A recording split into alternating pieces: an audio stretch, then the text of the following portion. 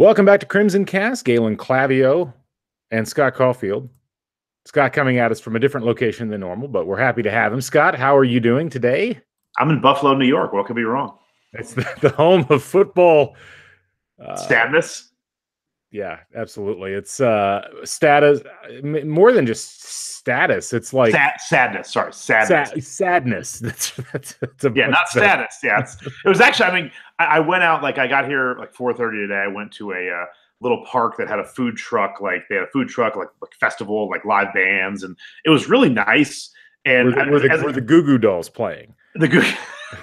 No, they were not playing. It was some bad band, but people were butzing around, and I'm like, you guys live in Buffalo. It's just, I was kind of I just feel kind of bad. I know it's nice here now, but it's one of the coldest cities. And as a kid who grew up in New York City, I liked the Bills growing up with Jim Kelly, Thurman Thomas. But I was just kind of thinking of as a sports town too, it's rough. You have probably one of the worst NFL teams in the last 2 decades. At least one of the most mediocre. I don't think that's almost worse than being bad in the NFL. You got the Sabres, which is I'm not a big NHL fan. It's just there's not a lot going on up here. How do you, man, you went from Buffalo Bills fandom to IU football fandom. That explains a lot of your psyche to me. Yeah, I picked 2 losers. I definitely didn't pick 2 winners there. God. I'm not a bandwagon fan. That's one thing. No, you are tried and true, my friend. You're there through thick and thin. Anyway, we got a lot of people joining us via. And I thought about this on my flight. Yes. I might be the only person not related, not Don Fisher or somebody, who is flying today with an IU football media guy. I might be the only person in the country with this on the airplane. Did you read a lot of it? No, but I use it during our podcast. I referenced it. I was not reading it during the flight. No, that would be the power move. You might recruit that way.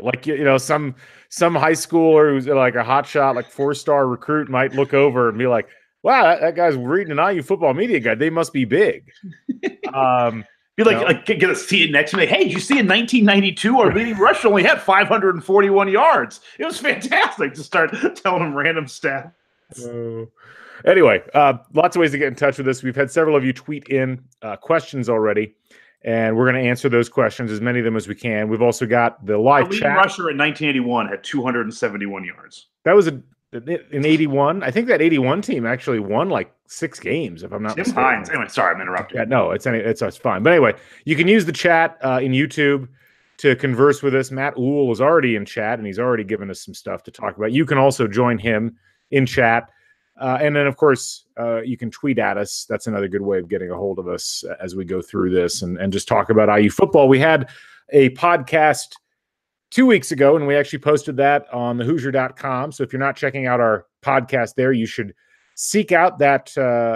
That's the RSS feed where you can get all of our podcasts. It's heard on the Hoosier if you search it on iTunes, and that's the easiest way to keep up with our audio content.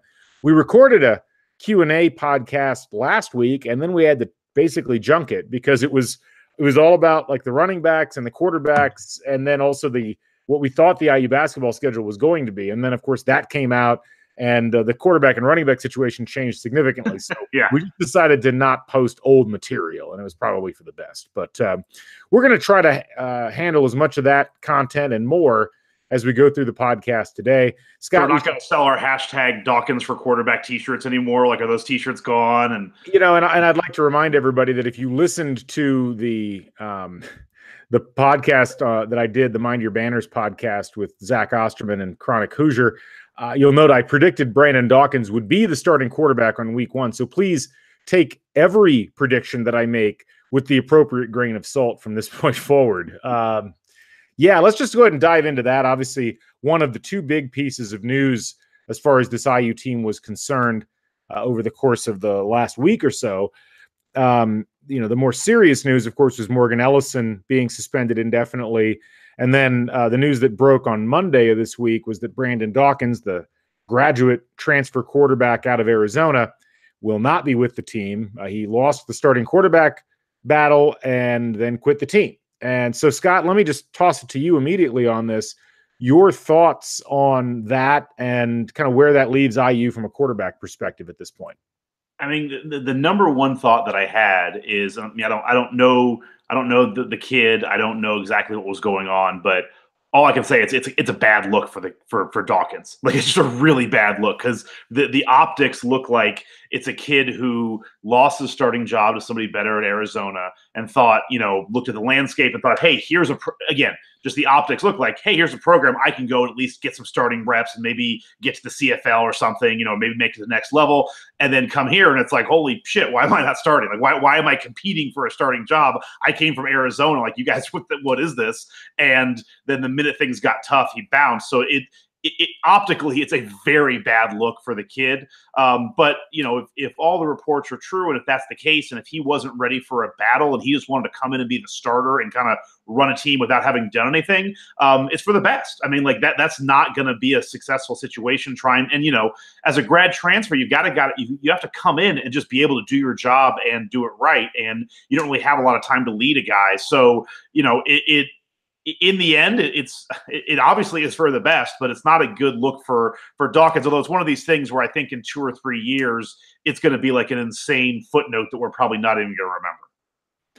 You're probably right on that note. I mean, I think that it's not a program defining situation, and look, I do agree that it is a bad look for Dawkins. In as much as I mean, you lose your job in football. That's normally motivation to play better and try to get your job back, not motivation to quit. I will caution people jumping to too much of a conclusion. You never know what's going on behind the scenes with a person. Right.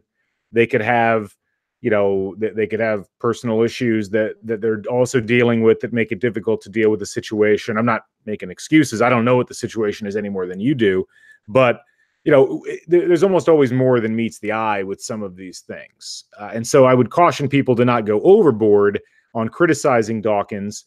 It's better this happened now as opposed to, say, week 3 or something like that, right? Which we have seen in the past, not necessarily with IU, but we have seen that in college football. But, look, it's one of those deals where it does, I think, reflect a little bit badly on the program for a couple of reasons. One, I don't know what the expectations were coming in. If the expectations that were presented to Dawkins were, oh, yeah, you're going to come in and be our starter, and then he wasn't because they changed their minds, that's a bad look. If it was, oh, you're going to come in and be our starter, and then he came in and wasn't good, and they realized, wow, we got to go a different direction, that doesn't reflect well from a scouting perspective. I'm not saying either of those situations is necessarily true. What I am saying, though, is that it's I guess the ideal, if you want to look at this from what was the best perspective from the program, or what would put the program in the best light, it's that, hey, the kid looked really good. We liked the interview when we brought him in. We were happy to get him. He came in. He didn't perform up to the standards that we thought he was going to, given his prior activities.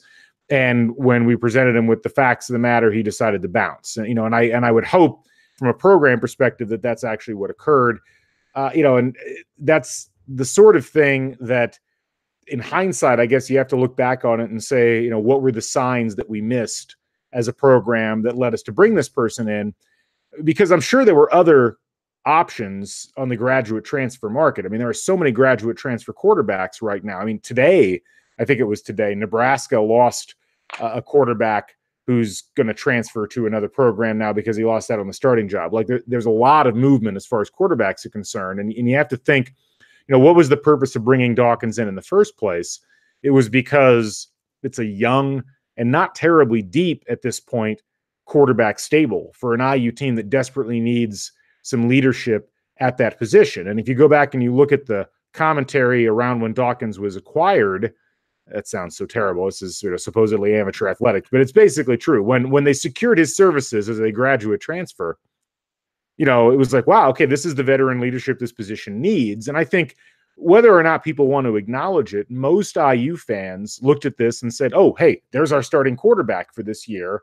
And now we don't have to worry about Ramsey being the starter and, developing arm strength that wasn't there. We don't have to worry about playing a true freshman. That was what most people thought. And so, people are certainly justifying things in their mind by saying, oh, Peyton Ramsey's the starter. He demonstrated himself as the best quarterback in camp. And so we're going to ride with him, and we feel confident with that. And that may be the case, but I don't think that most people were going into the summer thinking that that was going to be the scenario. Yeah.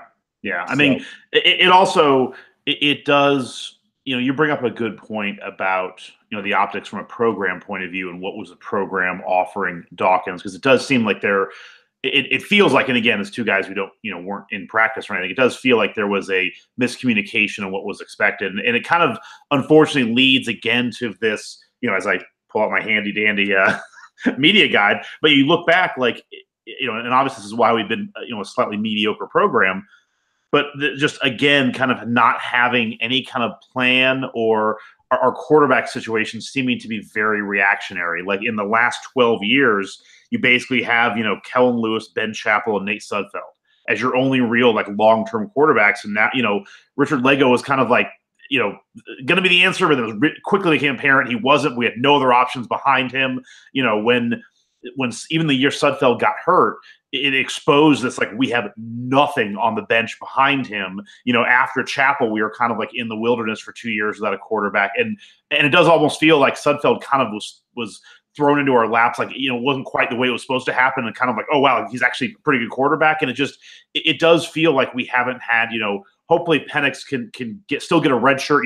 The hope is here that in my mind that, Ramsey can play enough so that Penix doesn't have to burn his red shirt, is able to play 3 or 4 games and get to keep a red shirt, but Ramsey can stay healthy. And then you have some progression at quarterback, because that is something that is pretty in stark contrast. This kind of goes along the same theme of, it's almost like we're very reactionary. And it's like, we're not quite sure what we're doing at quarterback year in, year out.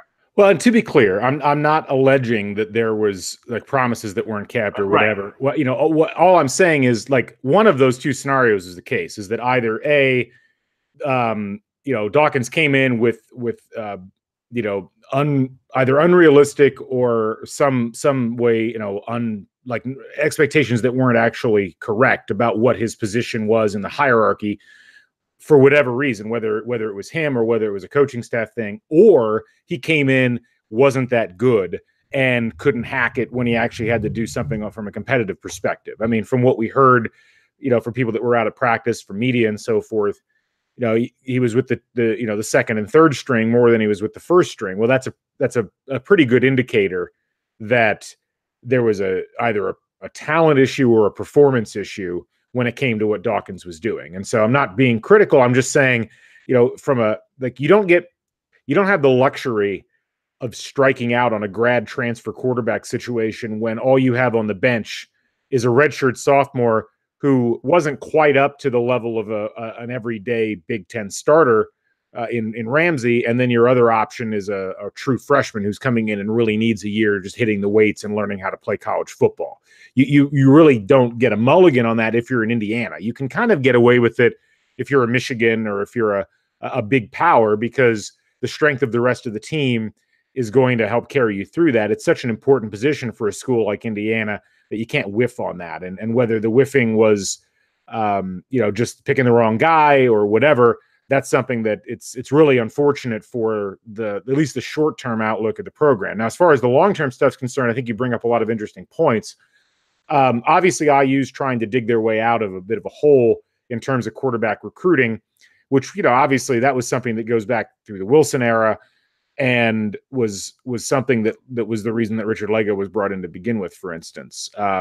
We did have some questions on this. Matt Uhl would have gotten Gunnar Kiel. Gunnar Kiel would have solved all of this. God. And that's the thing. Like, Gunnar Kiel we laugh about it now, but Gunnar Kiel was a commit. And, if you follow Gunnar Kiel's career, it's been like, it makes Jeff George's career look like Bart Starr, on the collegiate level. And it really would have just fit right in. Do you even get a Nate Sudfeld in that recruiting period if Gunnar Kiel was here and their problems start to commence? I don't know. I mean, there's a lot of things that that could have fallen even worse for IU quarterback wise. But Matt Uhl asks, aren't we better off with 3 quarterbacks that want to be here and are committed to the team? Well, yeah, unquestionably. I don't know how, obviously whenever somebody quits, the immediate response is to say that guy wasn't committed to the team. Well, I mean, he wasn't. He was a graduate transfer. This is the most mercenary of all college sports positions. Yeah, sure. you want to have a quarterback stable of people that are quote unquote committed to the team. But I'd rather have somebody who's good than committed, honestly. I mean, ideally you'd have both. And this is where the recruiting issues over time with this start to come in, and you have to deal with it.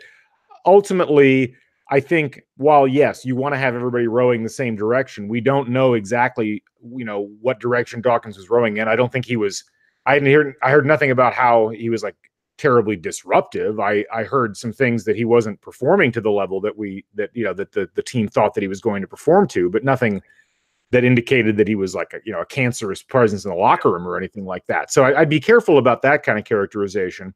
And I'd also say, again, there were other graduate transfer quarterbacks on the marketplace. You had to choose the right one if you were IU. It's a two-way street here. And, someone who's going to quit before the start of the season, like I would think your little radar would be going off about, that sort of a person. You'd probably be able to detect them ahead of time, I guess is the point that I'm trying to make. Anyway, I think we had another couple of quarterback comments here real quick before we get to the other part of the offensive backfield. We had let's just say Peyton Ramsey, like, just don't quit the team. Like, I'm tired of doing podcasts and canning them. Like, please, guys, like, let's stay on the team for now. We had a couple comments in chat. Jason Kennedy asking if the transfer window is still open and whether IU could get Pogba at quarterback, which I don't expect you to get that joke at all, Scott. But for our soccer fan friends, I'm sure they'll be happy about that. I thought it was funny, Jason. Thank you. I don't think Pogba is an option, but we might get Mourinho at quarterback at this point, the way things are going right now. So Matt Uhl asks, would DeBoard be any less conservative / predictable with a new quarterback combination? Can Ramsey reliably throw the ball down the field with accuracy now? To the second question, nobody knows. Yeah. I mean, you can look great in practice, and no one knows how that's going to translate over to the game. Everything we've heard is that there's more down the field arm strength with Ramsey. And that's a good thing, obviously, given that was certainly a problem with his game last year. As far as whether DeBoard will become less conservative and less predictable, this is where the tug of war happens between the people that debate IU football, whether DeBoard was being conservative and predictable because he's conservative and predictable, or whether he was being conservative and predictable because the offensive line was so bad last year. And I think there's arguments that could be made either way on that. Looking at past performance, looking at what he did when he had a good quarterback and a good offensive line at Tennessee, certainly going back and looking at some of the stuff he did at Michigan. I hate the idea of that quarterback combination. Like, to me, you're going to get less conservative if you don't have to play a combination at quarterback. And so maybe this does help a little bit, because I think whereas before, when Peyton Ramsey was named the starter, the idea was, okay, he's obviously going to split time with people. Now I think it's clear that this is the number one guy. Unless Michael Penix just blows the doors off the joint in practice and makes it impossible to keep him off the field, which is possible. And we're going to talk about that a little bit later on. I think at this point it's Ramsey's offense. I think you build the offense completely around what Ramsey's particular strengths and weaknesses are. And maybe that does unlock the offense a little bit more. But again, I think so much depends on the offensive line, and so much depends on, where Ramsey has improved his game, if at all. Yeah, and I think your point's valid, or a good point of, this is now Ramsey's team, and like the offense is going to build around him, and you can now build an offense. Basically they kind of had two different offenses last year. You had kind of like the passing offense with Lego, and you had kind of the run option, we can't pass deep, with Ramsey. Now you can actually build an offense around, it's not great because we'll talk about Morgan Ellison in a second, but you now know all the deficiencies of this quarterback. So let's build an offense around that with, we're not going to have a ton of deep threats. Maybe we can, do it with a lot of dink and dunks, but I think it was, I do think DeBoer was in a tough spot last year, because it's really tough to basically have two completely, intact offensive playbooks, because like the offense was just different when Lego was in than when Ramsey was in. Yeah. A couple other quick things on quarterback. We had another question from Andy via direct message. If you had to pick 4 games for the freshman quarterbacks, in this case, we're talking about Michael Penix and Reese Taylor, who we'll get to in just a second, which 4 would you choose and why? The non-conference games, 4 consecutive, save them and only use them in case of emergency. I think so. This is an interesting question, and again, you have to understand the rule change that's happened here lately with college football, where a player can play up to 4 games, any 4 games for any length of time, and still maintain a red shirt. So, this way, Michael Penix, if he played only 4 games, would not have to burn his red shirt. He'd still have 4 years of eligibility left starting next year. I think so, and this also ties in with another thing that happened, which is that in the news that that Brandon Dawkins had left the team, Reese Taylor, who I believe was Mr. Football, played at Ben Davis, and had moved from quarterback, which he played in high school, over to defensive back, and he's moved back over to quarterback now. Now, the way that I would look at that is as follows. I think for Penix, you look at it and you say to yourself, all right, Penix, you want to get him on the field and see what he can do. You want to give him some situations to develop in, but you also want to keep him around in case there's an injury to Peyton Ramsey. So I think what you do is you have to play it by ear. The first game I would target Michael Penix for, if I'm the coach, is the Ball State game, because I think that is the easiest game on the schedule. It's a home game against a bad MAC team, albeit one that IU has struggled to beat in recent meetings. But I think that throwing him in against either FIU or against Virginia is maybe playing with fire a little bit. FIU, because it's a road game against a team that's coached by a good coach. Butch Davis is the head coach of FIU. It's a game IU has to win, and it's a game where you really don't want to monkey around with throwing different offensive sets out there or putting a guy out there that is potentially going to freeze in the bright lights of CBS Sports Network. But I mean, in all seriousness, I just think that that's a lot of pressure, and you'd rather just have the same quarterback all the way through. But I think if you play Penix in that game against Ball State for a series or two, preferably when the game's out of reach, then you give everybody a chance to see what he can do. You give him a chance to see what he can do, and you get a chance to see exactly where the team's at. Like at that point, ideally, you're coasting to 3-0. You've got a little bit of a cushion, not much, but a little bit of a cushion.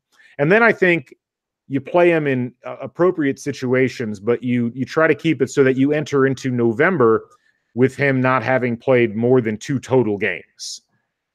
For Reese Taylor, it's different. I think if you can avoid playing him altogether, I think you avoid playing him altogether, because if you don't have to play him in the defensive backfield, you'd rather get an extra year of seasoning and physical development for that kid. I think that he's got a lot of potential as an athlete, and the more time you can give him to build into something, the better. And let's be frank, if IU has to go to a third quarterback, like has to for some reason, then the season's probably off the rails anyway. So I think if you can get Taylor in late in the season, you save it so that you go into what is like the fourth and the last game? Is it the Minnesota game? So maybe you give him a couple of reps in Minnesota, and then you've got I think Michigan, Maryland, and Purdue, I think are the last 3. Maryland, Michigan, Purdue, yeah. And maybe you only play him in 2 of those because you could hold him in and maybe give him some time in a bowl game if you might need it from an injury perspective at that point. So that would be my answer. I don't know if yours differs from that. Semantically, not really. I mean, semantics, but not really. I would play Penix in either Virginia, Ball State. Like I would pick whichever one. I would plan to get him in one of those games. I would just say if we're ahead in the Virginia game, I'd play him one of those 2. I agree with you. I think getting him into a Big Ten game would be good. I would eyeball that Rutgers game. Hopefully you get him some time in the Rutgers game, and then like you, I wouldn't plan on playing him again and leave those 2 games, break in case of injury. But it was interesting as you're talking through this, I'm just thinking like it is like in a way it's like, hey, Peyton Ramsey, like good news. This is your team. You're the starter, but it's also like you got no relief. Like we're getting our ass kicked by Ohio State. Like you're still going out there every series. We're up by 45 on Rutgers. You're out, like you are out in every series, because basically you're gonna get to a point like some of these middle games, like we're not bringing in Penix or Taylor to be burning red shirts. So it's like, as you were saying that, it's like, for good or for bad, like we're going to see a lot of Peyton Ramsey this year. Yeah. So this kind of answers the question that Jim Hoff, who obviously was planted on Twitter by Scott, His comment was, "Wow, Scott was right on the mark about Ramsey in the last pod. My question is, how do you think Dawkins leaving will impact the team?" And I think that right there, what you just said is the real indicator that there really isn't a safety net now. Yeah. Because if you're in a spot where you have to spell Ramsey, first of all, my opinion. I hate the idea that we treat starting quarterbacks like starting pitchers in baseball, where it's like, 5 1/3 inning, you're out. We're gonna go to our bullpen. Like, I hate that. That's, to me, it doesn't work. It's anti-effective when it comes to offense. So I think we need to get out of that mindset, period. But if you did want to have a way to mix it up, take a little bit of the pressure off Ramsey, that to me is the biggest effect of Dawkins leaving, is that there is no plan B. It's basically just plan A or plan 2019. Yeah, and I will go from a Galen point that you brought up many times before. We've talked about this, with the Colts had Peyton Manning. We also get a little bit caught up sometimes in like backups and who's our second string and who's our third string. And like, in reality, if your starting quarterback goes down, your season's over. And like we talk about the Colts, if Jim Sorgie's your backup, there's problems. Well, like anybody's backup isn't as good. I mean, like any team, NFL, college, like unless you're maybe Alabama or somebody, like your starting quarterback goes down, like your season's done. And we're just, the reality of IU is just it's a little more dire, and this year it would be even more dire. I mean, it's because that would be the worst case, is if Ramsey goes down. Like, I don't want to start, knock on wood.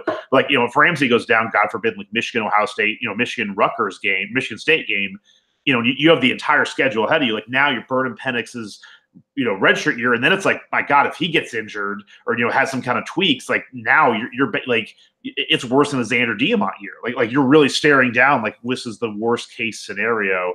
And unfortunately, we kind of have that history of like what it seems like when we're thin at quarterback are the years like when Trey Roberson leaves and Cam, like the years that we like have weird transfers, also the years we have a ton of weird injuries at quarterback. Yeah, but I mean, that year that you're talking about, it wasn't the worst. I mean, the worst thing that happened that year that Trey Roberson went down was that you had to basically burn Sudfeld's red shirt early. Right. But it wasn't the worst thing in the world, in that you got, I mean, at least you got Sudfeld out there, and he played pretty well. I mean, that year, he threw 7 touchdowns, 1 interception, 62.2% completion percentage. And, Cam Kaufman played okay that year. It wasn't like he was a disaster. Yeah. I think honestly, what made that worse in retrospect was the fact that Kaufman left and then Roberson left.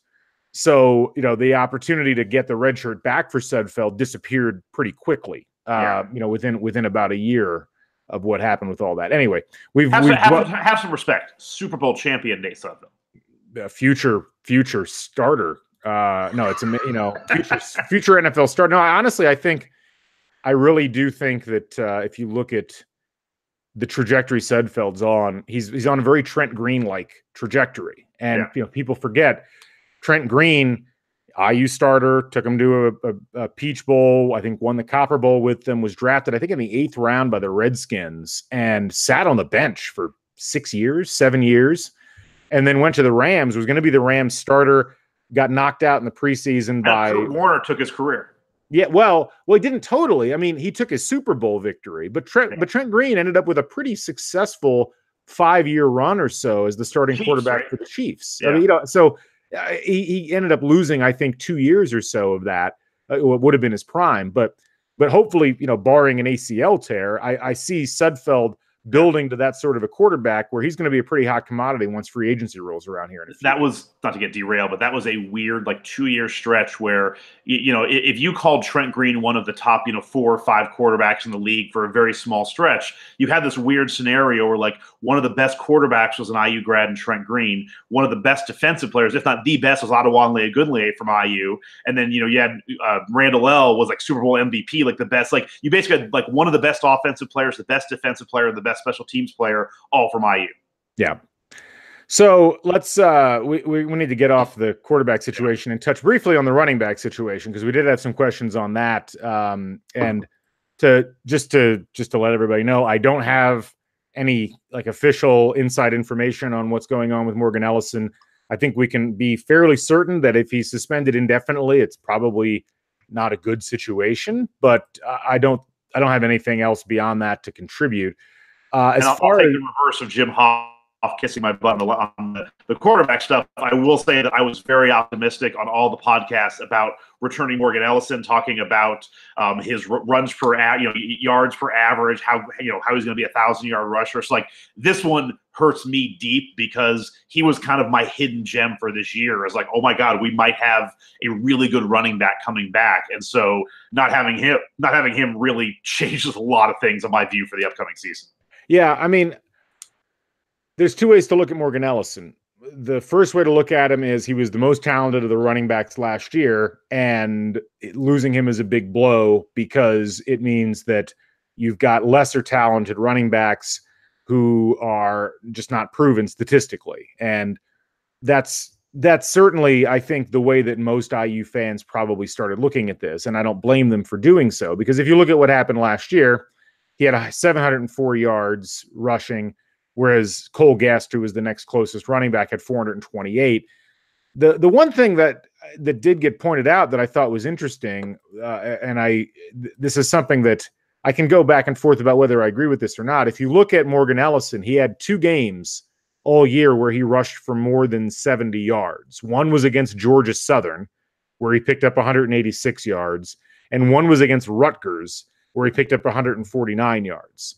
And if you take those 2 games out, you're looking at a whole lot of pretty mediocre stuff, even in wins. I mean, the Charleston Southern game, he rushed 16 times for 48 yards, which is not great. The Virginia game, which was a win, 12 rushes for 47 yards. The Michigan State game, 17 rushes for 47 yards. The Purdue game, 9 rushes for 16 yards.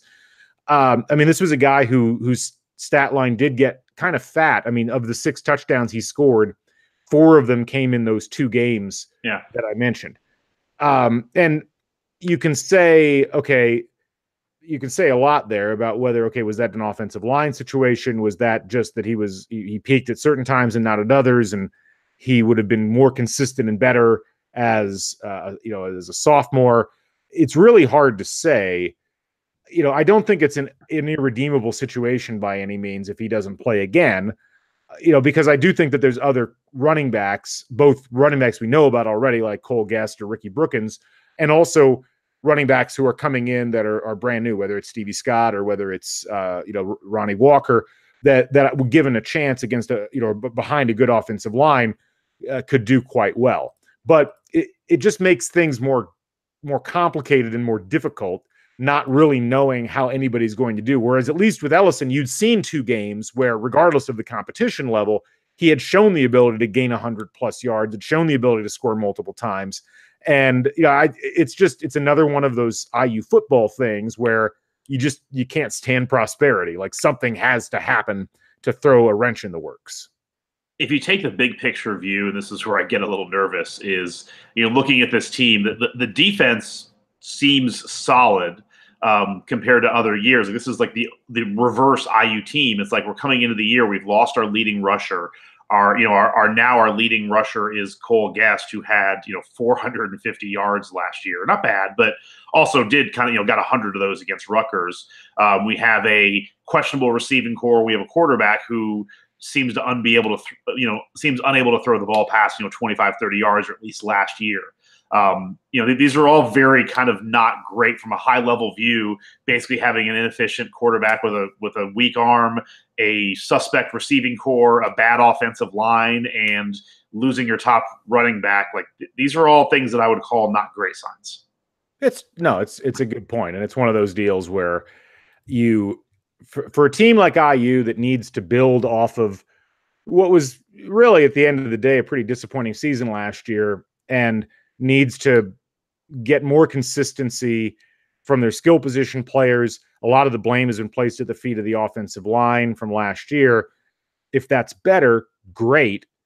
But then now are the skill positions worse? Right. Or, right. and so it's like, you take water out of one bucket, you dump it in the other bucket. So to my former roommate, James Turner, who asked what is up with Ellison and how bad is it if he's gone for a significant amount of time, I don't know the answer to the first question.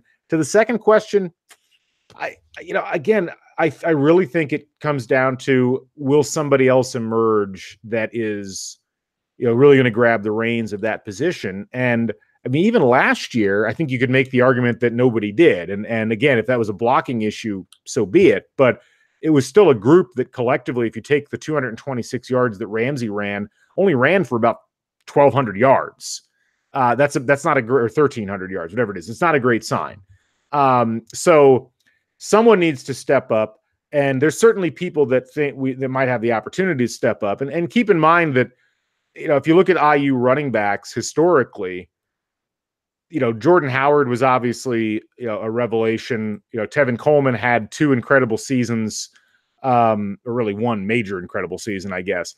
But, Divine Redding in his year as a starter in 2016, he still ran for 1,122 yards. So, and it wasn't like, Divine Redding's, I don't believe, playing on Sundays at this point. So there is, I think, an opportunity out there to create a new environment, a new situation where somebody can emerge. And I think this is what the first 3 games of the season are going to dictate is,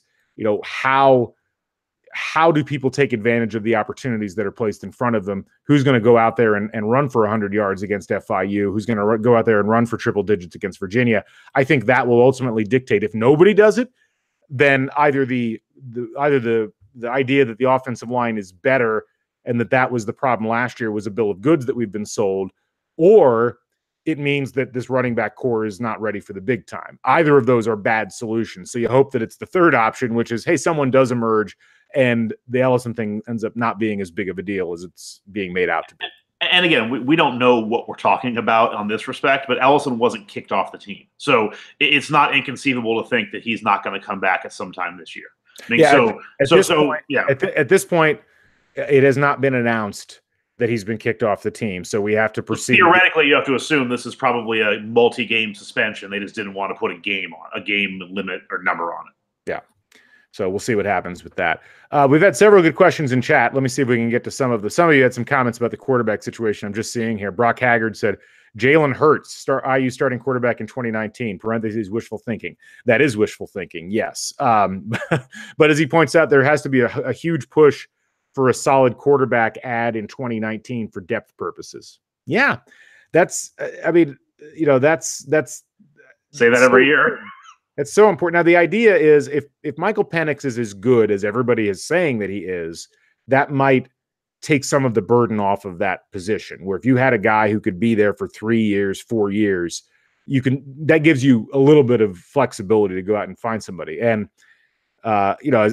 James Turner on Twitter said, I'm excited for Reese Taylor at quarterback. Will we see Reese Taylor quarterback packages? Probably not. But if Reese Taylor ends up being one of those transformative athletes that is, in a Kellen Lewis, Antoine Randall L mold, who can come in and revolutionize the position or at least recast it in the IU constellation, maybe that solves some of the problems. So one last thing, you would like to see IU go out and get a legitimate 4-star quarterback that doesn't end up getting stolen by a big program who has a recruit back out at the last second. And that's really difficult for IU to do, but it's probably Tom Allen and staff, yes, they've improved recruiting at a bunch of areas. They have to show that they can go and get a quarterback who will come in, who's already highly regarded, who can come in and take the offensive attack to the next level. I think that maybe they snuck one in with Penix and that's great, but they need to show that they can consistently do that, because you need not just the depth that provides you, but you also need the competition that breeds in camp. Yeah, and I don't want to be a naysayer, but the thing with Penix is if he's as good as advertised and he becomes a starter for 2 or 3 years, this thing is, you look at the history. When we had Ben Chappell, who was a solid quarterback for 3 years, once he left, we had nothing to build off of that. We were in the wilderness. Then we had Nate Sudfeld, and then we were kind of a nothing. Really looking through the history, the only time we had a kind of a good quarterback to good quarterback switch off was probably Kellen Lewis to Ben Chappell. You have to go back to the 80s before then, that where you have, all I'm saying is I agree with you, but it means even more work for this coaching staff that if Penix is good, you've got to continue to work to get somebody to get somebody in there to kind of start really building, a guy after a guy after a guy. Cause what we've seen in recent history is, Chappell leaves and then we're kind of we have nobody. No, there's something to be said for that. I mean, you go back and you look at, what happened after Antoine Randall left. Like the solution that was presented was, oh, we're going to bring Matt Lovecchio in at quarterback. And that was not a successful move. And I mean, it's you go down the list. I mean, and look, some of it, the recruiting style that Bill Lynch utilized was completely incompatible with going out and getting a Big Ten caliber starting quarterback. Kevin Wilson should have done better at recruiting quarterbacks. And there's certainly, there's arguments why he didn't do better at recruiting quarterbacks. And I think that some of those were legitimate, but it's something that really has to be thought of as a weak point in IU football history, where you've had good quarterbacks. You've had the Dave Schnells and the Trent Greens, and even Chris Ditto and John Pacey. While they weren't at that same caliber, they were at least competent quarterbacks. Antoine Randall, so on and so forth. But it's those gaps, it's those dips in time where you go into a season and Jay Rodgers is your starting quarterback. And it's like, well, that's probably not going to get it done. Or Matt Lovecchio or Jabron Hamden, or Tommy Jones. Like, these are the names that they weren't going to be able to measure up at the level that IU needs them to. IU's like one of the programs that just has to have a good quarterback. Purdue's another one. Like Purdue is I think a team that if they don't have a good quarterback, they are absolutely going to struggle. Whereas, again, if you're a Michigan State, a Wisconsin, you can get away with having an average quarterback because everybody else on your team is so strong. Anyway, and that's kind of the quiet, one of the quiet, benefits of the good things of the Mallory era is, from 87 on, you had 3 years of Schnell, 3 years of Trent Green, 2 years of Pacey, and 2 years of Chris Ditto. I mean, you had a quarterback to always replace it, and then it goes to Jay Rodgers, but then you had 4 years of Antoine Randall, but then it's like, after that we're in the wilderness. Yeah.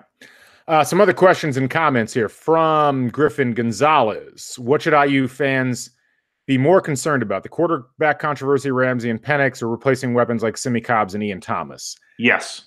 Yeah. I'll say this. I would be more concerned about the quarterback situation for the reasons I just stated. This idea that the quarterback position is so important. And we saw this last year. I mean, it was so important that IU have somebody that could make plays when things were breaking down around them. And as big of a loss as it is to lose Simi Cobbs or to lose Ian Thomas, I mean, at the end of the day, you get Nick Westbrook back. You've got Whop Phillier. You've got Luke Timian. You've got receivers who can get the job done. And every year, I think we talked about this on a previous podcast. A receiver who you didn't expect to be great would emerge. I mean, coming out of even when the receiver was still on the team, it's like, in 2010, DeMarlo Belcher was the leading receiver as a junior, and Tandon Doss was second. Tandon Doss leaves. You expect DeMarlo Belcher to be the leading receiver. Now, granted, the following year was just an abomination offensively, but Kofi Hughes ended up stepping up, becoming the leading receiver, and then was a pretty steady presence all the way through. Cody Latimer comes out of that. He becomes a guy that catches over 70 balls. Shane Wynn becomes a good receiver. No one really saw that coming in his first couple of years, I don't think. So for whatever reason, IU has been able to really do a good job identifying receiving talent. And I think that also applies at the tight end position. So I'm not too worried about that. I'm far more concerned about the quarterback situation. I agree. Let's move on to another question here. Let's see. What's more likely to happen this year? IU football going to a bowl game or IU basketball winning the Big Ten Conference? You want to field that one? Yeah, IU basketball winning the Big Ten Conference. You think that's more likely than a bowl game? Yes. Oh, okay. See, I mean, we'll get to this on the basketball preview, but for the exact reasons I laid out, and we might get to our season predictions, today too. We will. I just, with running back issues, the quarterback issues we talked about, the line that I'm still concerned about, some of the other skilled positions, you're asking the defense to hold up a lot. And then it's a schedule that's always got that Big Ten East problems. I see it hard for us to get past 5 wins. Even for 5, I have a tough way getting there. And like I'll save the basketball stuff for later, but I'm extremely optimistic in basketball. I'll lay out my reasons in the basketball preview, but I think we're going to go undefeated at home. And so I think that gives you a much better shot. Like if I had to bet one or the other, I think we'll go undefeated at home in basketball. and therefore that puts you in a much better shot to win the Big Ten in basketball than us going to a bowl. I mean, I like your optimism. Don't get me wrong, but the way I look at it is this: all IU has to do is win 6 games to make a bowl, and we're pretty much everybody's prediction has been 5 wins. So if you win 6, and some people have predicted 6, some people have predicted 7, but if you win, one more game than most people are expecting, you go to a bowl. Whereas with basketball, there's a lot of intangibles. There's a lot of other really good teams, and you can have a really good team that doesn't win the Big Ten. So I think I would give IU maybe a 15 to 20% chance of winning the Big Ten in basketball, where I would give them solidly a 50% chance of making a bowl this year. So just off the percentages, I think that a bowl game is a more likely outcome than a Big Ten title in basketball. So let's move on, and we've got a couple of other questions. Matt Uhl, can I tag in with a question regarding the Knothole Park / facilities improvements with asking, how could IU integrate alcohol sales at Memorial Stadium to keep students from leaving at halftime? So I'll say this, and I speak as a private citizen, not as a representative of anything here. I don't think alcohol sales have anything to do with students leaving at halftime. I really don't. I think that alcohol sales, it's a revenue driver, and I think it's something that IU will do eventually. I have no inside knowledge on that, but I could see a situation where, you look around. Purdue does it, Wisconsin or Minnesota does it. I think Wisconsin does it. Other schools are starting to do it, and they're making money off of it, and there's really not a good reason not to do it. I mean, this is not 1970. We're not run by the Puritans, at least I don't think. So the idea that you would just not have alcohol sales in the stands when you have it in the private club area, I don't see that as being a situation that would be long sustaining. Like, there's no reason to do it. So as far as students, I mean, to me, students don't leave at halftime because they can't get alcohol in the stadium. They leave at halftime because they don't really care about what's going on the field. And that's, you can say, oh, that's terrible. Students should care what goes on the field. There's not the history of success with football to justify, students getting heavily invested in the program. The students were there for that Ohio State game. Like, I don't remember a bunch of students walking out at halftime of that game. That was a fun game. That game was close until the beginning of the fourth quarter. You do more of that. Win games. Go to a bowl game. We've seen, if you go back and look at the history of IU football, if you win games, if you go to bowls, and this happened in the 80s and early 90s, you don't see people walking out of the stadium.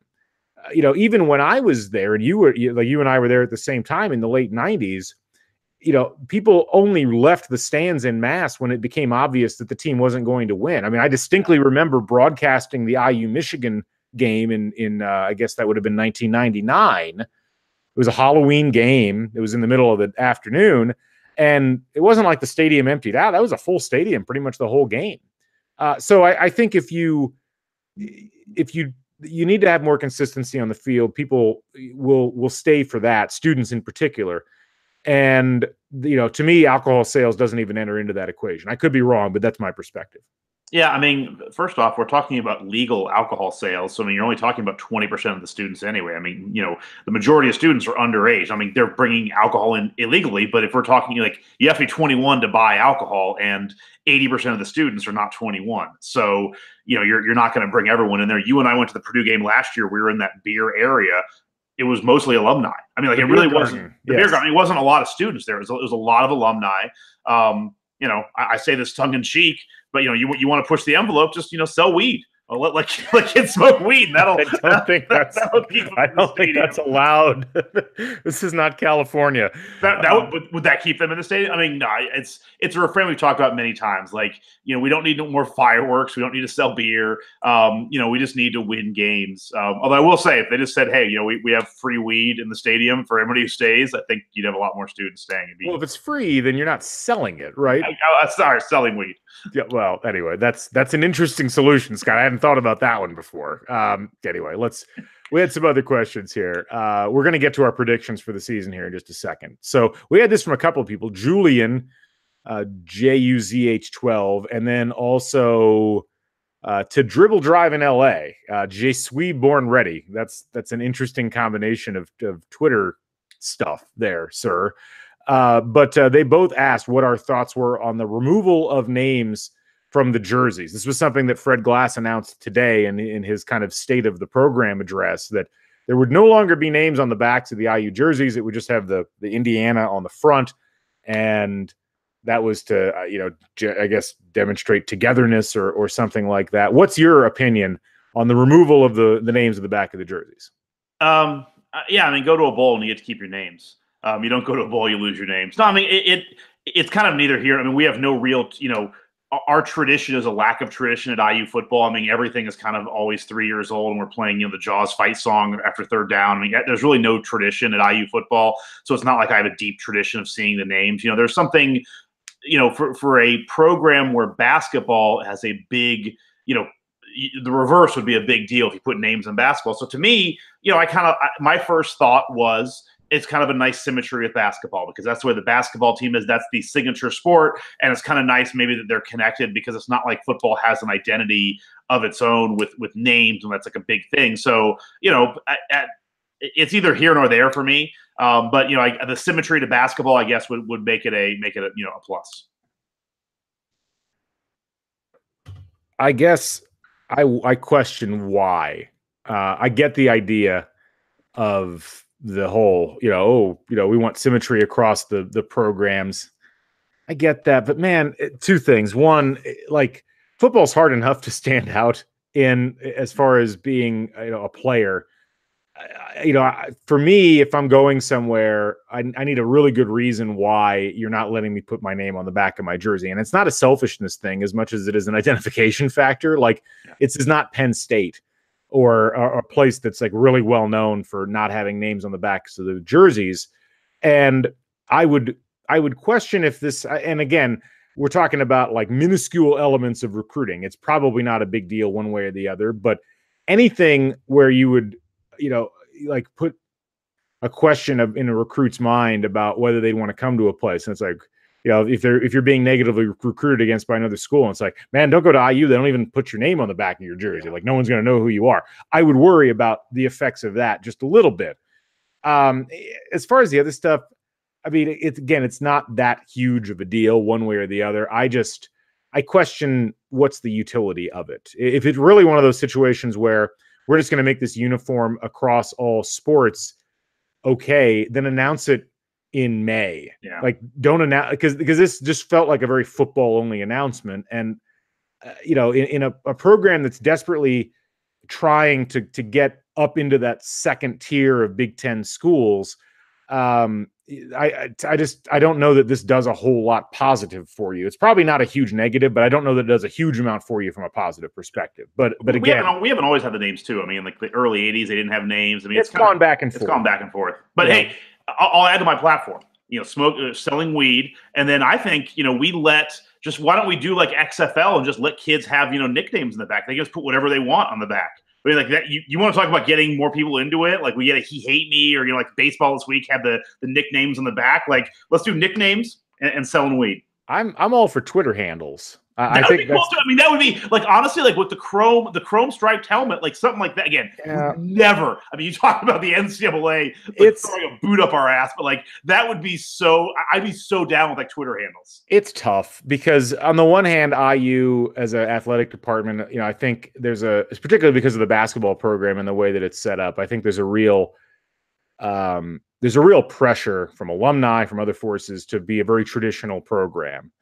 And, people scoff and look down their noses at Oregon, for instance, and all the crazy things they do with their uniforms. And yet people pay attention to Oregon football, even when they're not winning national titles or competing for national titles. I mean, they went from being a nothing school to like having a ton of recruit. I know they have the Nike thing, but like I think those uniforms, the fact kids get a different uniform every game had something to do with it.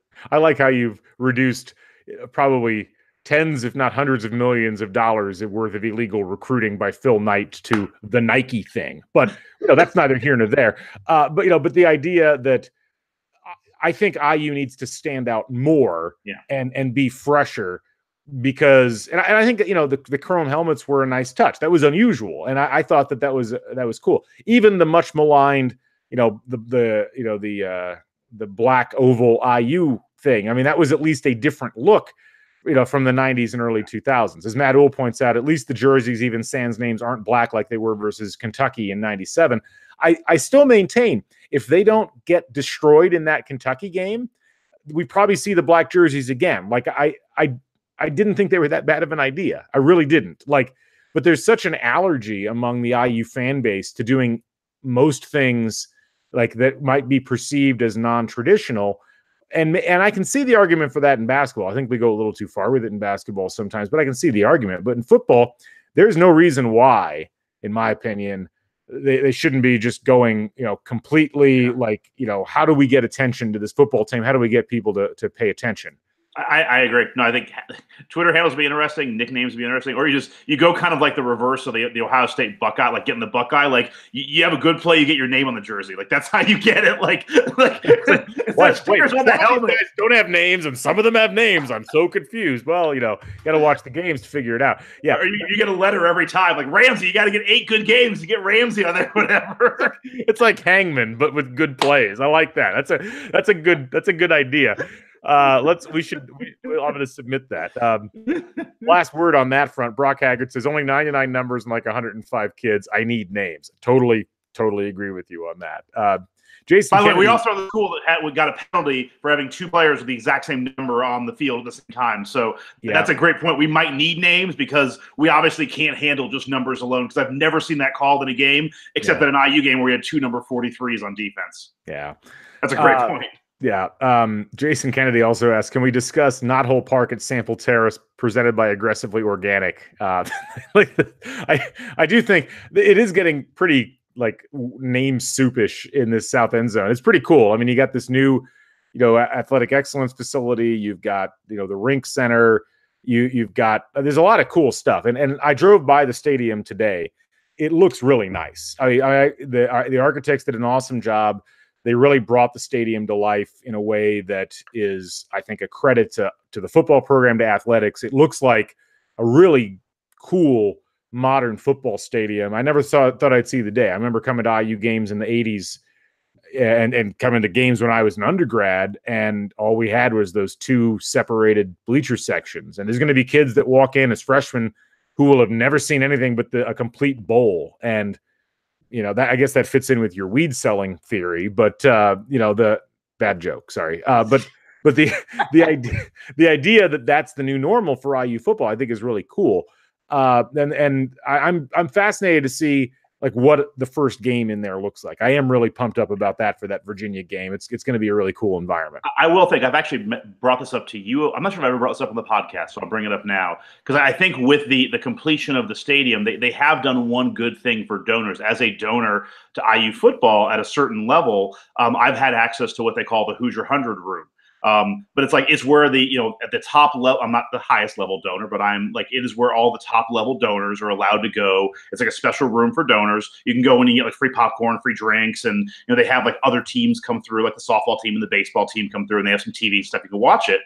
But I always thought it was interesting, the way you got there. Again, this is the highest level donors for football. And I would think of imagine Alabama, where their donors get to walk into, I'm sure cages like that. You go in on the west side of the stadium where the press box elevator is. There's a little stairway. You go down 15 stairs. It's a metal stairway. You go down this hallway that has exposed wires and it's dripping, and there's no. I mean, it is the ugliest thing ever to get down to a stairway. It's another stairway to the bowels of the stadium, which then opens up into this room. And every time I go in there, I think this is insane. This is most of the donors at IU are 85 and over. This is the highest level donor you have, and you're having them walk with literally exposed wires.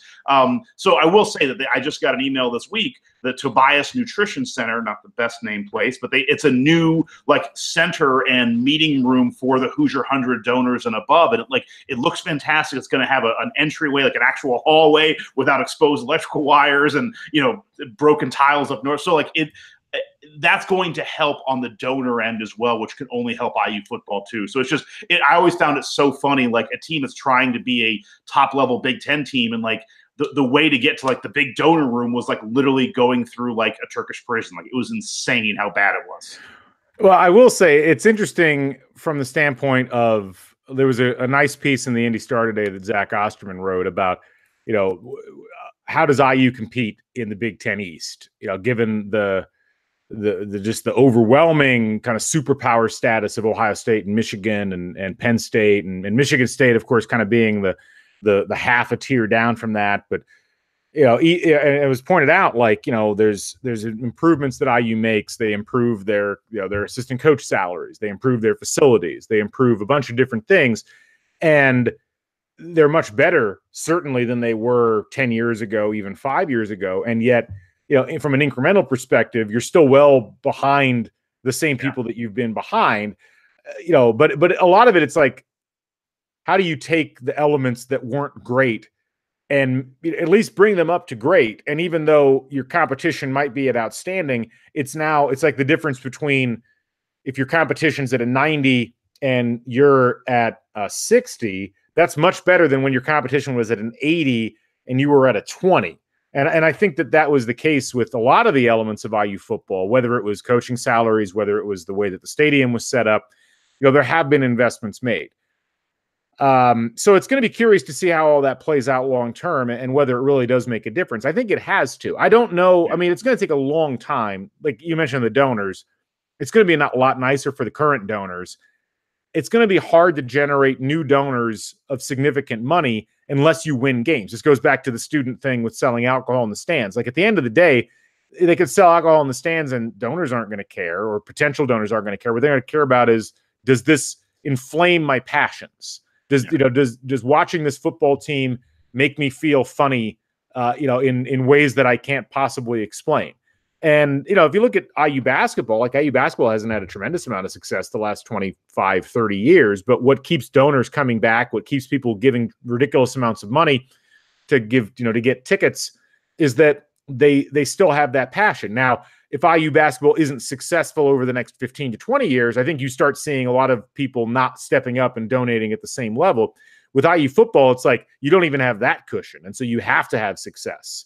And as Fred Glass pointed out today in his press conference, if they sell out every football game, that's like an extra $10 million in revenue. And that really does talk, I think, at the end of the day. So it's, there's no excuses left. Like you have to, you had the facilities excuse. Those are all pretty much gone. You had the coaching salaries excuses. That might still be there a little bit, but there's far more resources being devoted. Now it's a matter of whoever you hired as the head coach better be able to get the job done, or you're kind of back to, you're not completely, but you're not back to the square one that you were in 2008, but you're certainly stepping back, and you can't afford to step back. Like you have to keep pushing forward because you don't have any option at this point. Like there's nothing else to blame it on. Yeah. I would, to go back to the Osterman article, how do we compete in the Big Ten East? I think we pull Jim Delaney aside every year and be like, no, we're in the Big Ten West. Purdue's in the East. And just every year we say that, and then hopefully one year when they make the schedule, they just put us in the West. Yeah. We just be like, what are you talking? No. I use the Big Ten West. Like, I don't know what you're talking about. We're in the West. Purdue's in the East. Yeah, make schedule.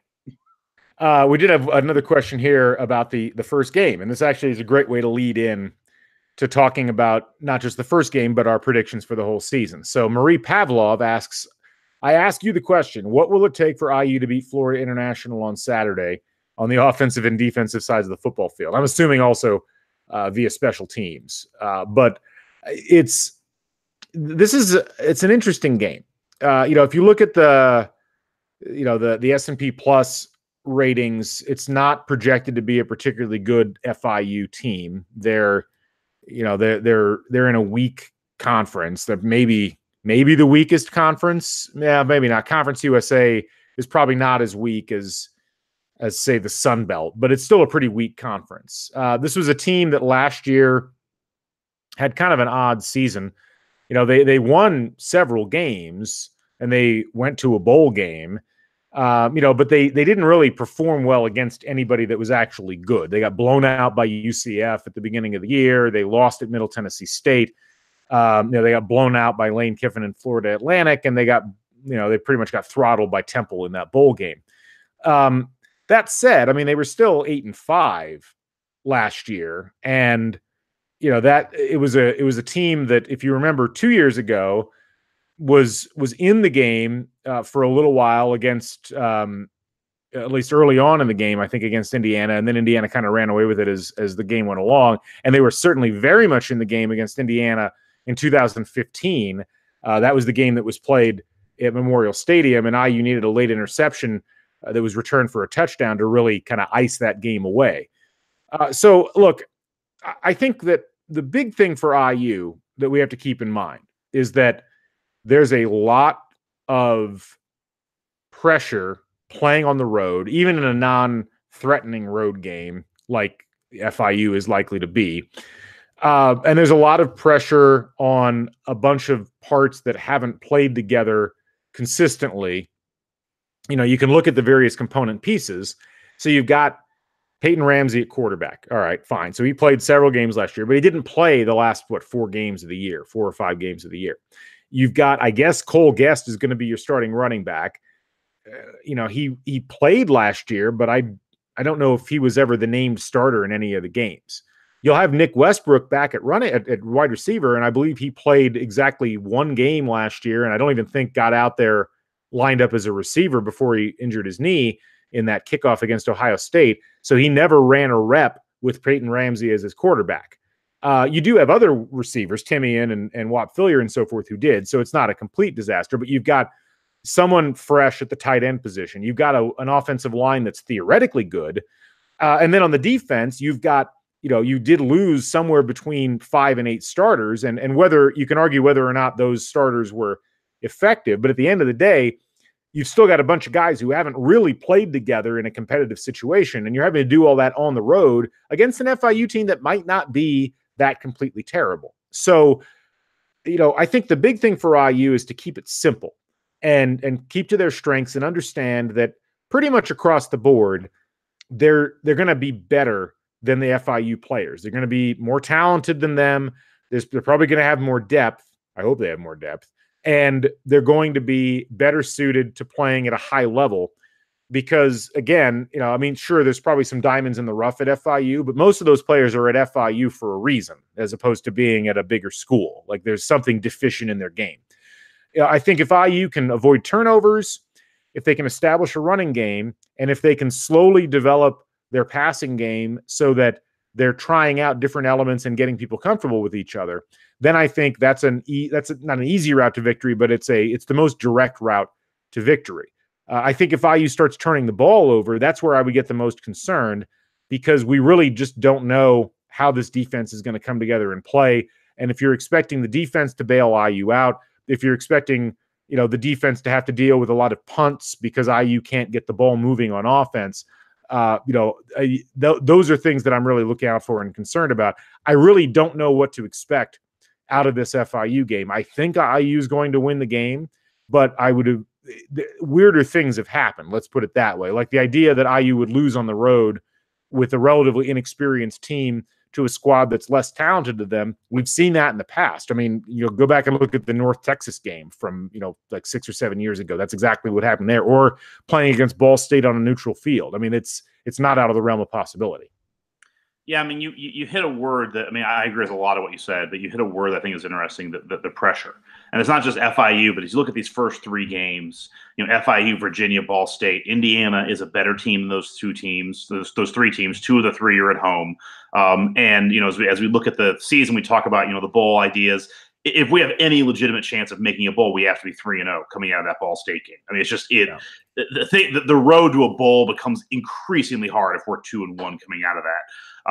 And so there's a lot of pressure on these games. And I'm kind of looking through, 2 years ago, we had Florida International, Ball State, and Wake Forest. We went 2-1. 2015, when we went to the bowl against Duke, we had Southern Illinois, Florida International, Western Kentucky, and at Wake Forest, and we went 4-0 in those. But every other year, the year before we lost to Bowling Green on the road, the year before we lost to Navy. Our history is littered with these 3 to 4 game stretches to start the year where we should go win them all and we end up losing one. And just I want to, because I remember mentioning this on the ID Star podcast, and I kind of got a funny look from somebody on the podcast. But just to reiterate what I was talking about, that 2016 game that IU played at FIU. This was Richard Lego's first game, I think, as starter. And if people forget, at the end of the third quarter, the score at that point was Indiana 12, Florida International 13. FIU led that game going into the fourth quarter. And, what ended up happening was, Richard Lego led them on a drive. Danny Friend got hit with a touchdown pass, and then they scored a couple more times. And one of those was a Tigre Scales interception that made it 34-13 in the waning minutes. But that was a game that was very much not in the IU was not in the driver's seat of until the very end. And that was an IU team that went to a bowl, and it was an FIU team that went 4-8. And so you're talking about an IU team that it might not be better than the 2016 vintage of itself, and an FIU team that I think is almost certainly better than they were 2 years ago. So the year before, we played Southern Illinois and only beat them by 1 point. So I mean, like the idea of us coming out kind of slow starting. I mean, last year's tough. We play Ohio State. Like, it's tough to really compare that to anything. But that's two. That SIU game, I believe that we won that game because SIU missed on a 2-point conversion at the end, or something like that. Yeah, it was. Yeah. And I mean, even going back the previous year, I mean, they beat Indiana State to start the season and then turned around and lost at Bowling Green. So yeah, I mean, this idea of the slow start for IU, I think it is a definite concern. Where if you go back and you look at the last several years, as you mentioned, like what was the last 3-0 start that this IU team had? It was 2015. They went 4-0 to start, and then they turned around and lost 6 games. But every other year, 2004, you got to go to 2010, and that was the year that we looked pretty good and then lost. Had that tough game against Michigan, right? Townsend at Western Kentucky and Akron. Yeah, every other year. Next year in 11, we lost to Ball State and lost to Virginia. Our first 2 games. 2012, we lost to Ball State in our 3rd game. 2013, we beat Indiana State and lost to Navy, and then the other ones we've talked about. So, I think we'll go 3-0, but I'm not 100% confident. And this is where, the pressure ratchets up with each of these games, because if we end up losing one of these games, I hate to say it, but unfortunately, it's like the way that IU football fans are, the way this team is kind of constructed. It's like they all are going to know, like, all right, well, there goes our bowl. Like, it's September 8th, and we really have no path to a bowl now. So let's just, and as pointed out in chat, Marie Pavlov says, then you have to be at least 500 in conference football play, along with at least 2-1 non-conference to be bowl eligible. That's absolutely the point. Yeah, it's a tough sled if they don't get the job done in these first 3 games. Matt Uhl asks, how many snaps do you anticipate Penix getting in the FIU game? I hope he gets 0. I anticipate what? I'll say, no, back to your point. You should hope 0. Yeah, I hope 0. I'm guessing he'll get in for a series, which I think will be a mistake. But that would be my estimation on things. Anyway, let's get down to brass tacks, since we've kind of gotten to the end of our time limit here. Not that we have one, but we're getting to the end of your ability to listen and watch. Yes. Both. We don't want to tax your patience. Your drive from Indy to Bloomington should be about over by now. So let's talk about predictions for the season. What is your prediction? If you want to go game by game, you can. However you want to handle it, but we need to get to an end record and some sort of explanation as to why we got there. I will start backwards. I'll go at the end and start my way backwards. I have us finishing the year 5-7, 2-6 in the Big Ten. How I get us there is FIU, Virginia, Ball State all wins. Michigan State lost. Rutgers win. I'm just kind of going through. Ohio State loss. And here's where it gets a little. I see that Iowa game as a win. I think it's early enough in the Big Ten. I think we're if we haven't had injuries yet, that'll probably be our best possible win. I will say that, I think between Iowa, Minnesota, and Maryland, of those 3 games, we should be able to win one of them in there. So I'm kind of I don't know where to quite put it. We always have played Iowa well at home. It'll be homecoming. Going off of my record, we're 4-2, 1-2 in the Big Ten. That win puts us at 5-2, and everyone can be kind of fired up and excited about that. So I do have us winning against Iowa. That'd be nice. We're 5-2, 2-2 in the Big Ten, but then I have us from that point lose. Penn State lost. Minnesota, I think they're a slightly better team than us. It's on the road. It's a Friday night. It's just an odd time for a game. And God, I can't remember the last time we played up there, so I have a loss to them. Maryland is a better team than us. I don't know how they're going to deal with the coaching situation, how it's going to work out. I think catching them earlier would have been better for us. I think that by catching them late, they probably whatever, if their ability to coalesce happens, it will have happened by then and kind of come together, and us against them. And then Michigan, Purdue. I have his losses, so I have us at 5-7, 2-6. Okay, so I made a prediction on the Indy Star podcast of 5-7 and 2-6. I had a different set of Smart losses. man. I'm going to change it, and the reason I'm going to change it is one of the losses I had predicted was at Rutgers, and after Rutgers named a freshman starting quarterback, I no longer think that IU is going to lose that game. That might be foolish of me, but I see that as being a win for IU.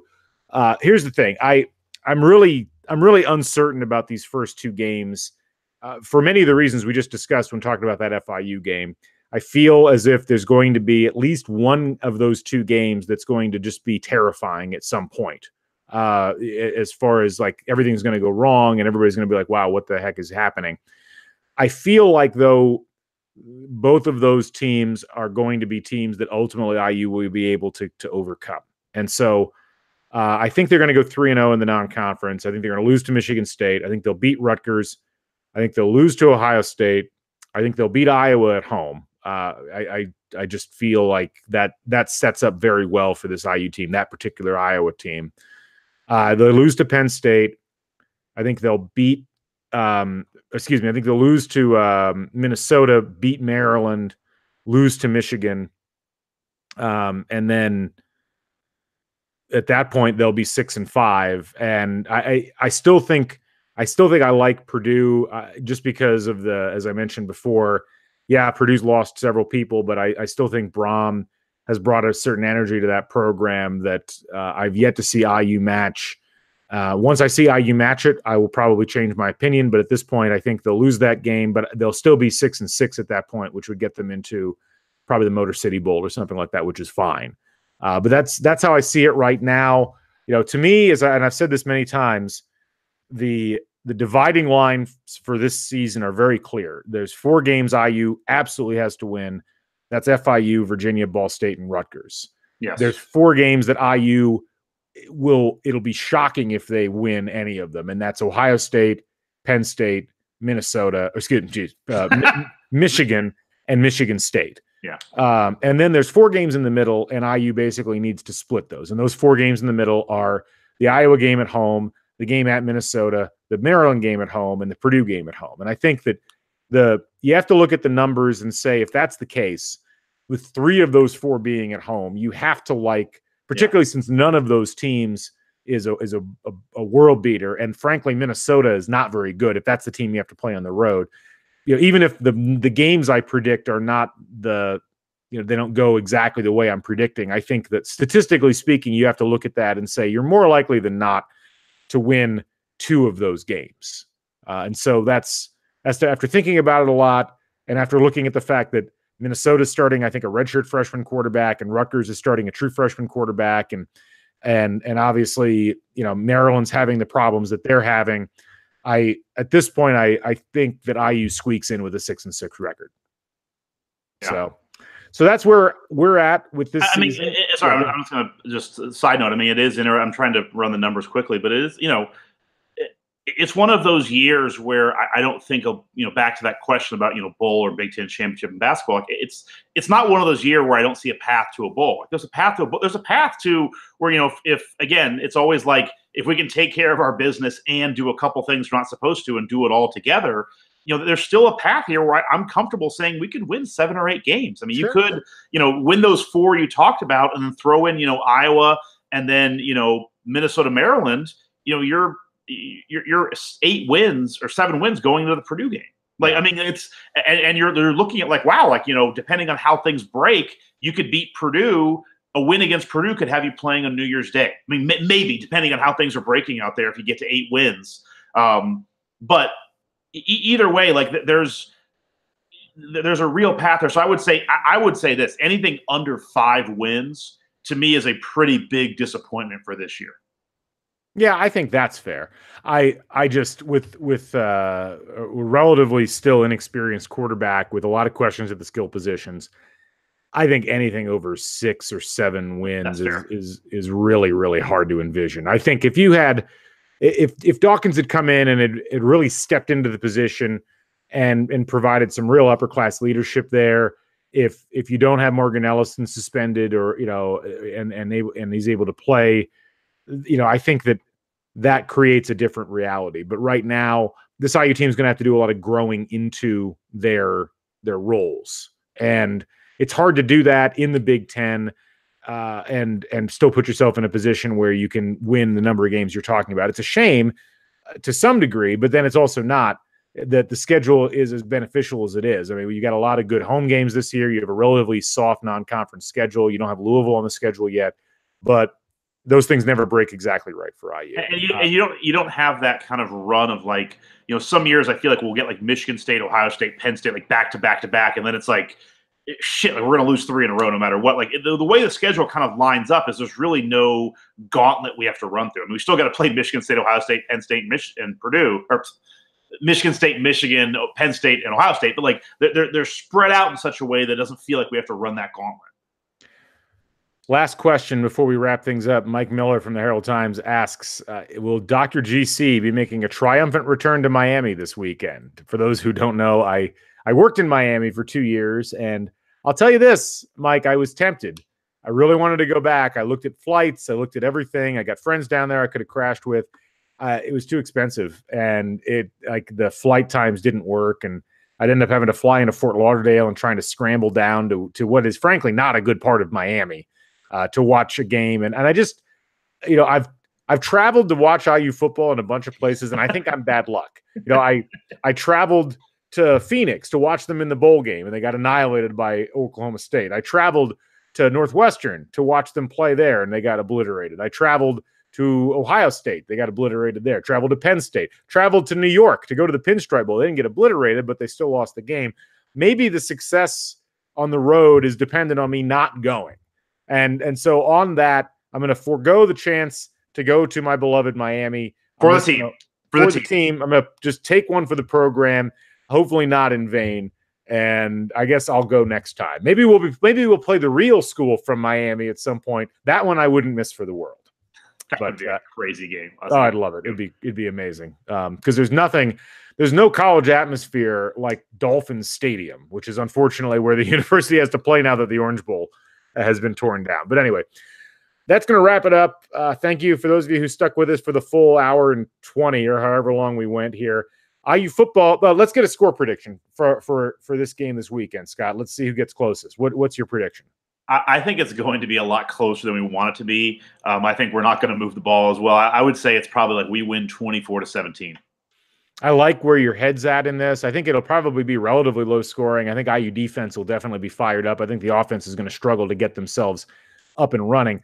I'm going to say actually even closer than that. What's the line on this game? Let's see. I want to look this up real quick before we finish things off. Googling Indiana FIU football line should automatically bring up like a gambling support. I know. Yeah. you have trouble? Do you have trouble gambling? Yeah. I need to see this college football line. Let's see. You're gonna get a phone call from somebody like, "Hey, Galen, I saw you looking at this one random line." Gaming commission's gonna come in and just be like, "Look, son, like we really need to." Yeah. Wow, it's not even on this list of. That's pretty bad. I got to go to Vegas Insider to get this. Okay, is there even a line for this game? Let's see. Call the 800 number. Call one of those old 800 numbers. You can. Let's see. CBS Sports Network, IU, FIU. Here it is. So IU is actually a 10 or 10.5 point favorite in this game, and that's interesting. FIU in the points. You would take FIU in the points. Vegas generally knows what they're talking about. I'm gonna predict a push here for the -10. So I'm gonna say it's gonna be IU 27, FIU 17. I think that's a relatively safe guess. So we'll see how that rides. But anyway, Matt Uhl says 31-21. Go ahead and send us in your predictions, folks. If you've got ideas on this game, we'll talk about them, retweet them, whatever. Anyway, that'll wrap it up. Scott, thank you. Enjoy. If you're close, Vegas might hire you to do the games. I mean, obviously they don't pay much attention to IU. So yeah. Marie Pavla says IU 34, FIU 17. I like the optimism. I like the IU cover on the road. As few times as IU has won on the road, they've had to have covered even fewer times than that. Yes. But anyway, that'll wrap things up. For Scott, who's in Buffalo, enjoy Buffalo. Seriously. I'm Galen. We'll catch you folks on the flip side. Be sure to tune into CrimsonCast. We will have a recap pod Sunday morning, maybe something like that. We'll chat IU football the day after and recap what we saw. So for all of us, to all of you, we'll catch you on the flip side. So long, everybody.